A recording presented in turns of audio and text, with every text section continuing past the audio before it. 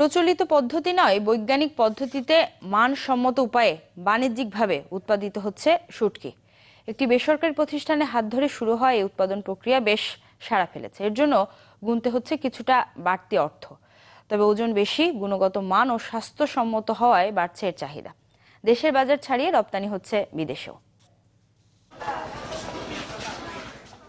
যুগ যুগ ধরে খোলা পদ্ধতিতেই তৈরি হয়ে আসছে শুটকি। তাতে ধুলোবালি ও পোকামাকড়ের উপস্থিতির পাশাপাশি অভিযোগ থাকে রাসায়নিক ব্যবহারের। তবে সময় বদলেছে।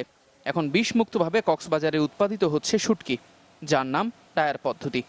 পলিথিন, কাঠ ও লোহার পাত দিয়ে বানানো এক একটি বক্সে চলছে শুটকি তৈরি। ব্যবহার করা হচ্ছে হট এয়ার ফ্যান ও হিটিং কয়েল।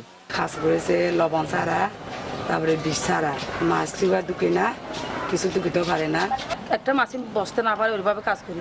রাত হলে মাছগুলো ঢুকাই ড্রয়ারের মধ্যে, আর দিন হলে সারাদিন বন্ধ থাকে। ইতিমধ্যে এই শুটকি বিক্রির জন্য কক্সবাজারে স্থাপন করা হয়েছে বিক্রয় কেন্দ্র, যেখান থেকে শুটকি কিনছেন পর্যটক আর স্থানীয়রা। তবে বিষমুক্ত বলে দামটাও গুনতে হচ্ছে একটু বেশি।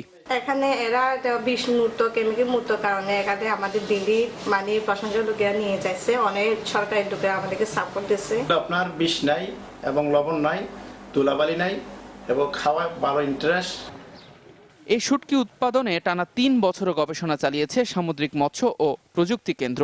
এখন তাদের সহায়তায় শুটকি তৈরি হচ্ছে বেসরকারি উদ্যোগে, যাতে এক একটি বক্স বা ড্রয়ারে ৩০০ থেকে ৪০০ কেজি শুটকি উৎপাদন করা যাচ্ছে। বিষমুক্ত, লবণ এবং ধুলোবালি মুক্ত 100% হাইজিনিক ওয়েতে যে শুটকি উৎপাদন করা হচ্ছে, এটা হচ্ছে আমাদের এই মেকানিক্যাল ডায়েট। এই মেকানিক্যাল ডায়েটটা আমরা 3.5 বছর গবেষণার পর আমরা 2016তে 1 জানুয়ারিতে আমরা এটা সাকসেস হয়েছি। দেশের চাহিদা মিটিয়ে রাসায়নিক মুক্ত শুটকি এখন বিদেশেও রপ্তানি হচ্ছে বলে জানিয়েছেন উদ্যোক্তারা। Desk report, channel 24।